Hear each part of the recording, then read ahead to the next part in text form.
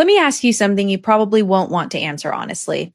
When was the last time you did something, truly did something, without first imagining how someone else would react to it? When was the last time you made a decision that wasn't at least partially shaped by someone else's approval? And if you have a company policy, and if you sat with that question long enough, really sat with it, would you be able to tell the difference between the life you are living and the life you have been performing? Because here is the uncomfortable truth. Most transformation content will never say out loud. The reason you haven't changed, despite the plans, the fresh starts, the vision boards, the Monday morning resolutions that feel so real and dissolve so fast, is not that you lack discipline. It is not that you lack intelligence. It is that you have been renovating a house built on someone else's blueprint. You have been optimizing a life you never consciously chose. The real crisis is not that you haven't glowed up. The real crisis is that you don't yet know who is doing the glowing. And that single question, who is actually living this life, is the most important question you will ever ask. Because everything, every method, every shift, every transformation that actually sticks begins and ends there. This is your complete guide to glowing different in 2026. Not brighter for someone else. Different. From the inside out, in life, in appearance, and in everything you are building. The first method is this. Stop building on borrowed ground. Here is what external validation actually looks like from the inside. It doesn't look like desperation. It looks like effort. It looks like working harder than everyone in the room so that anyone will finally confirm that it was worth it. It looks like adjusting your personality, your tone, your ambition, your visibility, depending on who is standing in front of you. You expand in one room and shrink in another. You never fully land anywhere. And the most dangerous part, you spend years mistaking that pattern for drive. But here's the truth. Borrowed energy always runs out. It has to. Because the moment the approval disappears, and it always does, the structure collapses. Not because you failed, because it was never yours. You cannot build a permanent life on a temporary foundation. And the opinion of another person is always temporary. The woman who loses 40 pounds for a reunion and gains it back is not weak. She built her motivation on a deadline and someone else's gaze. The entrepreneur who pivots every 3 months based on what's trending is not unfocused. He built his vision on applause rather than conviction. The shift from external to internal is not a mindset hack. It is a complete structural rebuild. And it sounds like this. Instead of asking, what will they think of this? You start asking, what does this mean to me? That single question repositions you from performer to creator. From tenant to owner, think about what happens in the nervous system when you are constantly seeking external confirmation. The brain's threat detection system, the amygdala, stays permanently activated. You are always scanning for approval, for rejection, for signals about your worth. That state of chronic surveillance is exhausting. Not in a dramatic way, in a quiet, draining, years-long way. It is the reason you can accomplish extraordinary things and still feel like you are behind. It is the reason you can receive a compliment and feel nothing. But one piece of criticism lands like a verdict. When you build from self-respect instead, the nervous system regulates differently. The body stops reading external feedback as survival information. Your sense of value becomes internal data, not incoming data. And the result is not arrogance. It is stillness, a settled, unshakable quality that other people feel before you say a single word. External validation is a drug, clean, slow, and nearly invisible. And the withdrawal is called becoming yourself. The second method is the one most people resist most because it asks something that feels impossible. You must begin living as your future identity before you have earned the right to claim it. Not pretending, not performing a different character, something more precise and more demanding than that. Deciding with full awareness, full intention that the version of you who exists in 10 years already lives inside you now, and then making choices from that version, not the current one. The reason this feels terrifying is because it bypasses the system most people rely on. Wait for evidence, then believe. Get the credential, then speak with authority, earn the result, then feel worthy. But that sequence is backwards. Identity does not follow achievement. Achievement follows identity. Always, here's what this looks like in real life.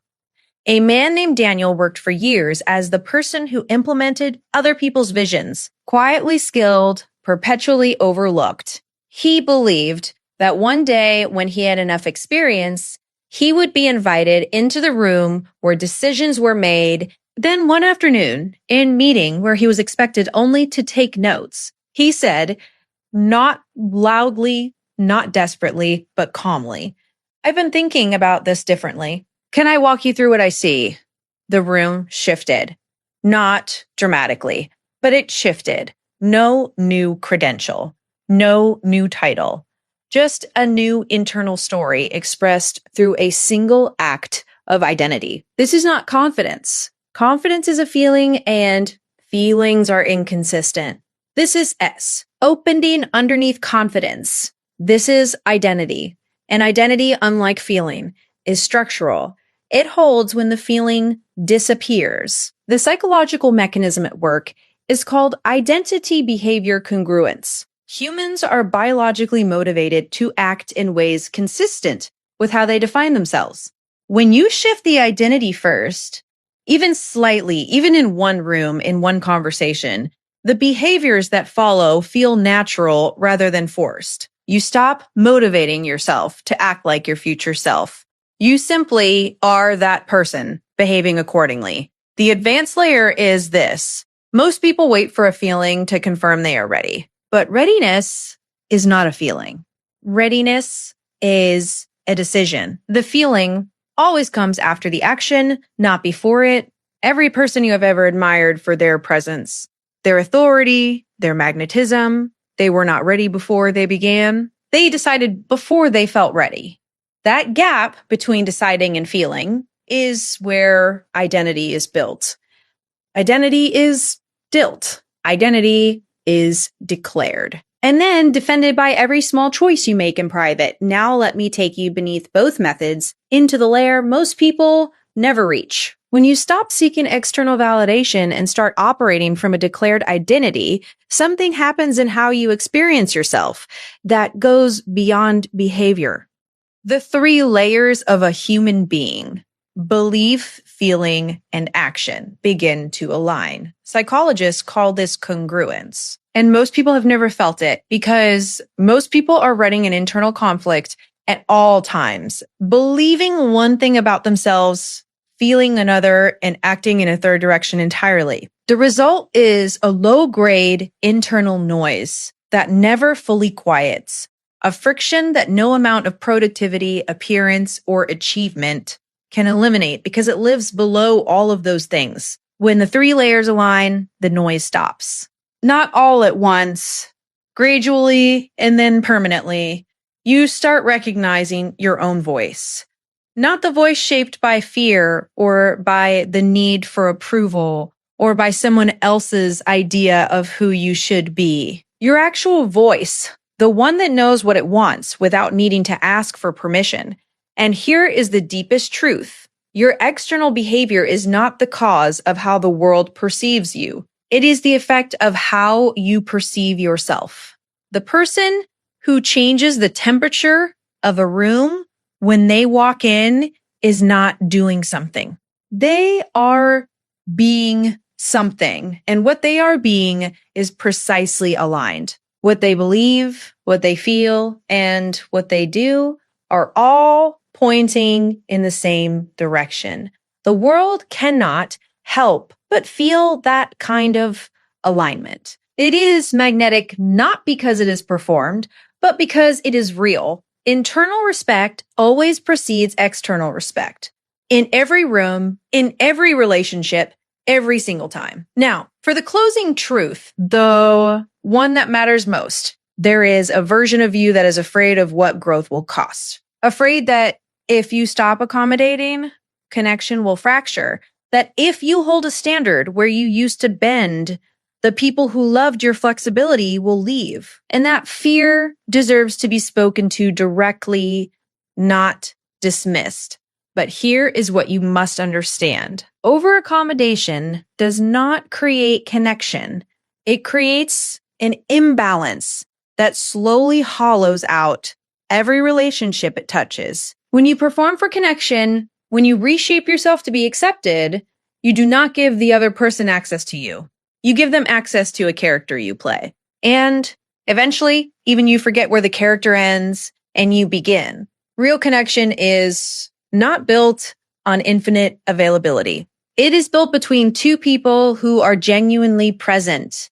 You cannot be present while performing. You can only be one or the other. And the people who are truly mean to be in your life, the ones who belong there, will not leave because you developed a standard. They will see you more clearly. What you will lose is the connection built on your performance.